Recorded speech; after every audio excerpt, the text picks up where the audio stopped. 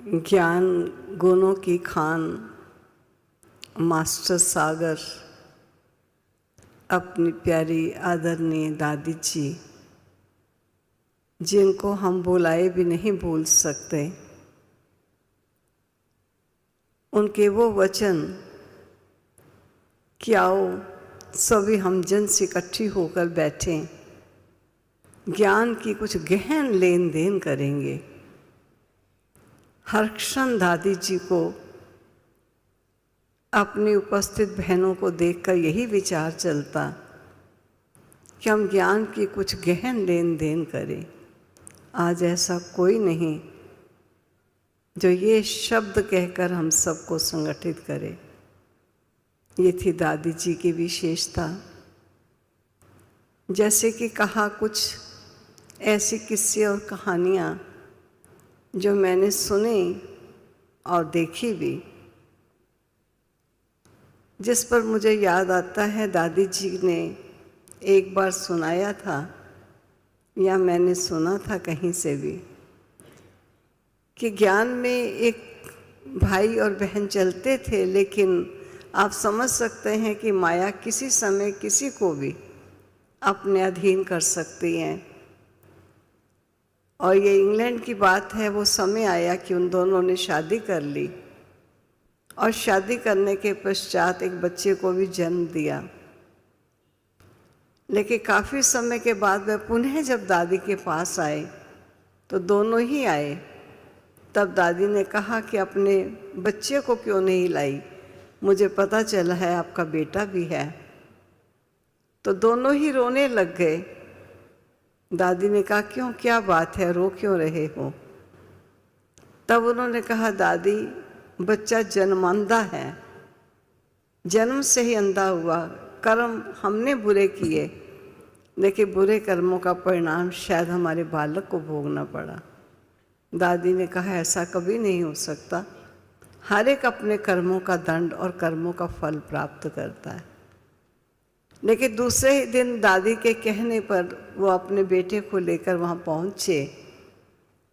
तो दादी उस दिन सतगुरुवार का दिन होने के नाते दादी सबको जल पिला रही थी।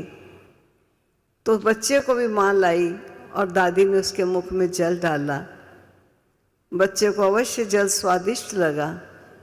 जल पीने के बाद कुछ क्षणों के बाद पुनः वो माँ की गोदी से उठा और दादी की तरफ आया और दादी की गाल पर हाथ करके कहता है कि मुझे पुनः दो। तो दादी ने उसको दोबारा उसके मुख में जल डाला और पीकर फिर वो माँ के पास गया।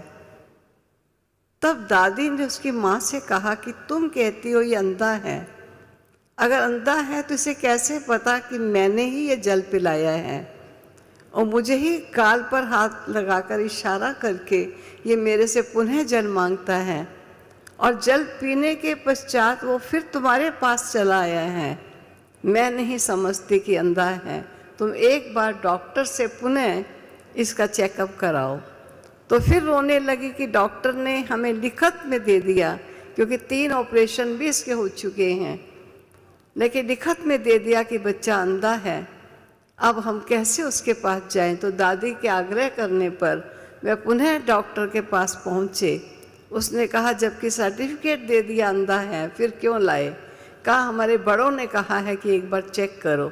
और डॉक्टर ने जो ही देखा तो डॉक्टर ने कहा कि कल तक ये अंधा था, लेकिन आज ये अंधा नहीं है। मुझे याद आता है जब उस बच्चे का जन्मदिन होता था तो बच्चा जन्मदिन नहीं मनाता था जब तक दादी ना आएगी। और हम एक बार लंदन में जब पहुँचे तो उस समय उसकी माँ ने हमें दिखाकर कहा कि ये था मेरा बच्चा जो अंधा था। मैंने कहा, अभी ऐसा नहीं कहो, इसको ये कॉन्शियसनेस नहीं दिलाओ कि तू कभी अंधा था। तो जो कहा गया है कि करामत कैर खुदाई, कभी दादी ने इस प्रकार की करामत को खुदा का कैर समझकर कभी स्वीकार नहीं किया। दादी ने कहा, ये कोई जल मेरे पिलाने से इसकी आंखें नहीं आई हैं, लेकिन इसका समय भोगना का पूरा हुआ और पूरा होने का निमित्त कारण बना कि बाबा का अमृत पिया और उसकी आंखें आ गई। तो इस प्रकार दादी हर बात में कहीं महिमा स्वीकार न हो जाए और सदा ही बाबा के गुणगान गाती रही। ऐसी दूसरी गाथा भी मैं सुना देती हूँ कि किस प्रकार जब दादी जी का ग्लोबल हाउस बन रहा था तो दादी ने ये कहा कि मैं कभी भी उधार लेकर के मकान नहीं बनाऊंगी, क्योंकि जब बड़ी बड़ी बिल्डिंग बनती हैं तो स्वाभाविक है कि लोन लेते हैं और लोन लेने के पश्चात ही बिल्डिंग बनती हैं। लेकिन दादी ने ये कहा कि कर्ज, जिसे बाबा ने मर्ज कहा है, इसलिए मैं कर्ज लेकर भवन नहीं बनाऊंगी। लेकिन आर्किटेक्ट से ये निर्णय हो चुका था कि इतना भवन बन जाएगा तो हम इतना पैसा देंगे, अगर हम पैसा ना दे पाए तो उसका दंड हम देंगे, अगर वो भवन निर्माण का जो समय निश्चित है उतने समय में भवन नहीं बना कर दिया तो उसे दंड देना पड़ेगा। इसलिए पैसा टाइम पर देना और भवन को टाइम पर बनाना ये ज़रूरी चल रहा था। और स्वाभाविक है कि दादी ने क्लास में भी बताया कि इतना पैसा भी नहीं है, हालांकि सारे विश्व के सेवा केंद्रों के सहयोग से भी बन रहा था। लेकिन दादी ने क्लास में कहा कि आजकल इतना धन नहीं है, लेकिन जो भी आप अपना तन से अपनी विशेषताओं का सहयोग दे सकते हो तो अपना सहयोग देकर इस भवन को कंप्लीट करो। तो उसमें बताते हैं कि एक भाई ने अपने स्थान पर जहाँ वो सर्विस करते थे वहाँ कारपेंट्री का काम होता था, बढ़ई का काम चलता था। तो उन्होंने वहाँ जाकर कहा कि ऐसे ऐसे एक स्थान बन रहा है, धार्मिक स्थल है, अगर कोई यहाँ सेवा करना चाहता है फ्री, क्योंकि सैटरडे संडे वहाँ छुट्टी होती है, तो आप में से अपनी सेवाएं कोई देना चाहे तो दे सकता है। तो अब कहते हैं एक कपल था, एक युगल था, जिन्होंने वहाँ सेवाएं देनी मंजूर की और सेवाएं ही दे रहे थे और फ्री देकर जाते थे। एक दिन रास्ते में अचानक वो जब जा रहे थे तो रास्ते में सड़क के बीचों बीच एक मनुष्य गिरा हुआ मिला। उन्होंने जाकर देखा तो उसने शराब ज़्यादा पी हुई थी, खड़ा नहीं हो पा रहा था, इसलिए बीच में पड़ा था और तेज व्हीकल उन्हें कुचल कर जा सकता है। उन्होंने उस व्यक्ति को अपनी कार में डाला और उसको होश आने पर कपड़े बदला करके ठीक करके उसे उसके घर भेज दिया। कुछ समय के पश्चात उस व्यक्ति ने जब शरीर छोड़ दिया तो इनको कोर्ट से बुलावा आया। अब आप तो समझेंगे पता नहीं क्या हुआ होगा। और कोर्ट से बुलावा आने पर इन्हें उस व्यक्ति ने मरने से पूर्व ये लिखा था कि 40,000 पाउंड्स इस युगल को मेरी तरफ से दिए जाएं। अब वो 40,000 पाउंड देने के लिए कोर्ट ने उनको बुलाया था और 40,000 पाउंड लेकर के वो दादी जी के पास आए।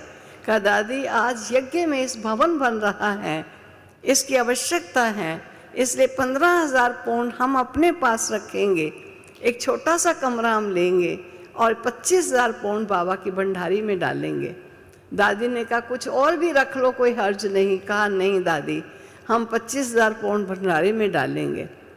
सेकेंड डे वो 15,000 पाउंड भी लेकर के आ गए और उन्होंने आकर कहा कि दादी जी हम तो टूटे हुए मकान में रहे हुए थे, रह सकते हैं, आज जबकि इस भवन के निर्माण में आवश्यकता है तो इसलिए ये 15,000 पाउंड भी बाबा के बॉक्स में ही जाएगा। दादी के मना करने पर भी उन्होंने बाबा के बॉक्स में डाल दिया। आप सुनिए कहानी आगे क्या होती है। ठीक है, भवन बन गया, कार्य निपट गया, वो चले गए, ये स्थान हो गया। लेकिन कुछ समय के बाद दादी ने ऑक्सफोर्ड में एक रिट्रीट सेंटर खरीदा और वो रिट्रीट सेंटर जिसमें 90 कमरे बने हुए थे और वो भी एक रानी का पैलेस था और अभी और भी काफ़ी कमरे उसमें बने थे। आप सोचिए जब उसकी फाइनल पेमेंट करनी है तो फाइनल पेमेंट के समय पर आपको चाबियां हैंड ओवर की जाएंगी और पता चला कि 2 कट्टे बड़े बड़े बोरियों के वो चाबियां हैं। किस दरवाजे की, किस अलमारी की, किस खिड़की की, कौन सी है। अब दादी ने कहा ये तो बहुत बड़ी प्रॉब्लम आ गई, कौन इन चाबियों को समेटेगा, संभालेगा और कौन समझेगा कि किस दरवाजे की कौन सी चाबी है। अब इस सोच में लगे हुए दादी को विचार आया कि वो जो युगल बढ़ई आता था उनसे पूछे, वो फ्री थे, उनका कोई बेबी भी नहीं था, क्योंकि वहाँ की दुनिया अलग होती है। 25 साल का भाई तो 50 साल की बहन थी। तब उन्होंने उस युगल को बुलाया और कहा कि ऐसे ऐसे हम एक भवन ले रहे हैं, उसकी चाबियां संभालने का कार्य कोई करने वाला यही नहीं है, क्या आप ये चाबियां संभालोगे? उन्होंने कहा दादी जी हम वहाँ भी रहते हैं, हम यहाँ भी रह जाएंगे। दादी ने कहा परमानेंट इस पैलेस में रहने वाले आप होंगे, बाकी रिट्रीट करने वाले आएंगे और जाएंगे, लेकिन चाबी लगाना, दरवाज़ा खोलना, सब चीज़ को जानना ये आपके ऊपर रहेगा। उन्होंने स्वीकार किया। आप सोचिए, एक छोटे से मकान के 15,000 पौंड्स उन्होंने बाबा के बॉक्स में रखे। बाबा ने उसके बदले उनको इतना बड़ा पैलेस परमानेंट रहने के लिए भवन को दे दिया। तो 2 रूम्स उनको मिल गए। भगवान किसी का रखता नहीं है, कहता है एक कदम तुम बढ़ो, कदम कदम मैं बढ़ूंगा। ये दादी जी ने करके दिखाया और हम सबके सामने एग्जाम्पल हैं उस दादी ने जिन्होंने प्यार से न केवल बाबा के बच्चों को सींचा, लेकिन संपर्क और संबंध में आने वालों को भी इतना सींचा कि वो भी सर्वस्व त्याग करने को तैयार हुए। ऐसी थी अपनी प्यारी आदरणीय दादी जी। समय की सीमा को देखते हुए मैं यहीं स्टॉप करती हूँ। ओम शांति, ओम शांति।